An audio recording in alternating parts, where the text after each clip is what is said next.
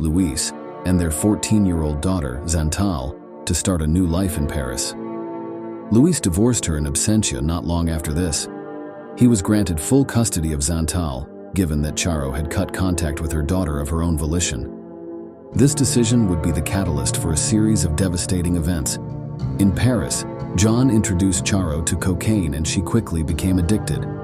Their relationship was tumultuous, and John eventually left her. The loss of John sent Charo into a spiral, drinking heavily, struggling with addiction, and causing Charo to lose her job. She returned to Barcelona in the late 1990s with no support system in France, hoping to reconcile with her family. Sadly, her homecoming was met with rejection and disappointment. Her family had turned their backs on her, unable to forgive her for abandoning Chantal. Charo convinced her mother in the end to let her live with her.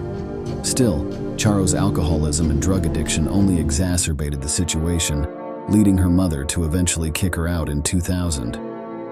At the age of 46, Charo found herself homeless, sleeping at the very door of the apartment complex her mother lived in, before moving to sleep in an indoor vestibule of a CaixaBank ATM. Her once promising life had spiraled into a nightmare of poverty, addiction, and despair.